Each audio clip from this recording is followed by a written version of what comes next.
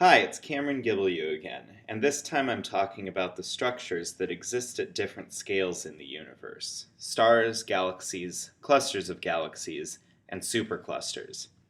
If you're taking big history, this talk will help you understand material from a few of the units on astronomy and cosmology, and will help you to grasp the vastness of scales in the universe. This gorgeous photograph of the Earth just above the Moon's horizon was taken in 1968 during the Apollo 8 mission. Earth already looks pretty small from this distance, but this planet, where everything you've ever experienced happened, is about to look even smaller as we take a tour of the astronomical objects that exist on different scales in the universe. This image compares the size of the Sun to the size of the Earth, and you can see that the Sun dwarfs the Earth by comparison. Of course, the Earth is not actually as close to the Sun as it's depicted here. If it were that close, it would be incinerated, and we wouldn't stand a chance of surviving. In reality, the Earth orbits 93 million miles, or 150 million kilometers, away from the Sun. The correct placement of the Earth would have it about 100 widths of the Sun away from the Sun. If we zoom out beyond the solar system and look at the neighborhood of the Sun, it looks something like this. The Sun is a relatively nondescript star among many hundreds of stars in its near vicinity. Of course, we're talking about astronomical scales here, so even the closest stars are hundreds of thousands of times further away from the Earth than the Sun is. This image is misleading in a way, since it looks like stars are piled on top of one another, but there's actually enormous amounts of empty space here. If stars in our part of the galaxy were the size of grapes, the average distance between those grapes would be around 100 miles. If we keep zooming out, we'll come to see the entire Milky Way galaxy. A galaxy is a collection of stars, as well as the gas and small grains of matter between stars. Galaxies are also thought to include a large amount of dark matter, a somewhat mysterious form of matter that we can't see, but can detect through its gravitational influences. Even though we can't get outside the Milky Way to photograph it in its entirety like this, astronomers have made many observations of where stars are within the Milky Way, and how they move, and have put together a picture of what our galaxy would look like if we could see it from the outside. This is the best current picture we've been able to construct.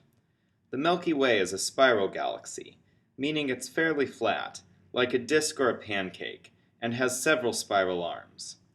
The Sun, with the Earth orbiting around it, is around 26,000 light-years away from the center of the Milky Way, in one of the spiral arms. Given that fact, you might try to figure out on your own how long it would take a modern spacecraft to travel so far outside the Milky Way that it could take a picture like this. Here's a hint. It's a really long time. Galaxies come in many shapes and sizes.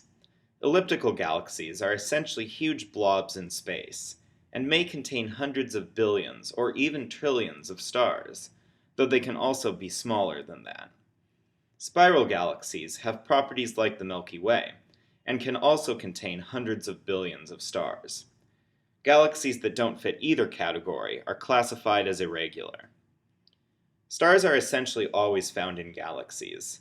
Occasionally, a star will escape its galaxy's gravity and speed off into intergalactic space, but this is very rare.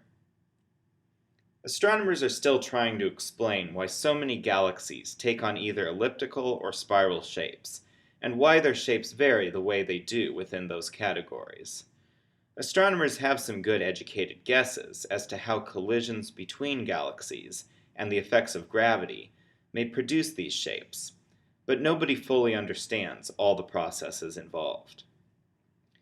Even though galaxies are almost unimaginably big, with the Sun and Earth nothing but an invisible speck in this grand picture, they are not the biggest structures in the universe. Galaxies themselves often clump together to form groups and clusters of galaxies.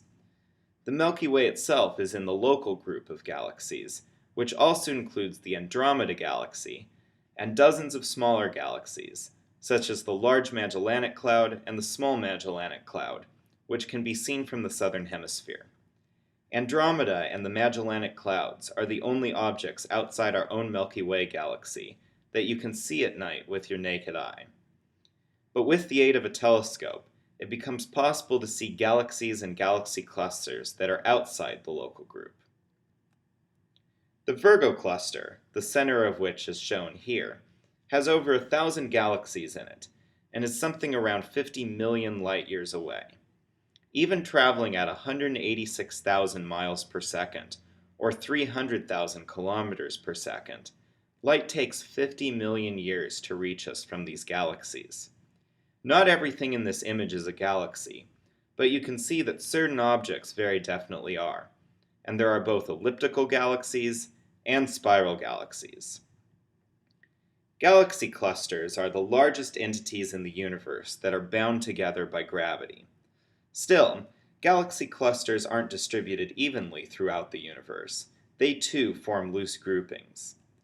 You can see the structure of the universe on its largest scales from this image, which is a summary of data taken by the Sloan Digital Sky Survey telescope in New Mexico.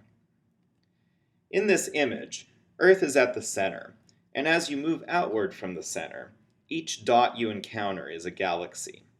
The scales here are so huge that almost every single dot in this image is farther away than the Virgo cluster, which, if you remember, is itself around 50 million light-years away. Our universe is an immense place. There are 100 billion galaxies in the observable universe, each with 100 billion stars or more on average. These galaxies form a web-like or sponge-like pattern, often referred to as the cosmic web. The scale encompassed by this image is so vast that even professional astronomers struggle to wrap their minds around just how big they are. Incidentally, the reason there aren't galaxies in every direction in this image is because the telescope didn't observe in every direction, and this image only shows the galaxies that the telescope directly observed. The image also takes three-dimensional data and collapses it down to 2 dimensions. So how did all these astronomical structures, stars, galaxies, clusters of galaxies, and the cosmic web, get to be the way they are? The answer, in a single word, is gravity. It's more complicated than that, but gravity is a good basic answer. Gravity pulls together clouds of hydrogen and helium gas to form galaxies. It holds galaxies together in clusters, and it pulls galaxies and galaxy clusters into the patterned structure that forms the cosmic web.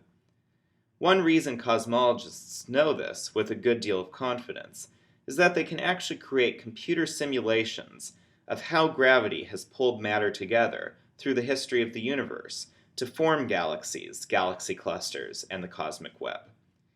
This is an image of the results of one such simulation, and you can see that the general patterns in how galaxies cluster with one another are similar in the computer simulations and the actual observations. In both images, the structure of the universe on its largest scales is rather similar to the inside of a sponge. Galaxies cluster together into dense groups and filaments that surround large empty regions called voids. It's impressive that we can use computers to predict how galaxies and galaxy clusters should position themselves on the universe's largest scales, and find that the patterns produced in these simulations resemble what we actually see when we peer far out into the real universe.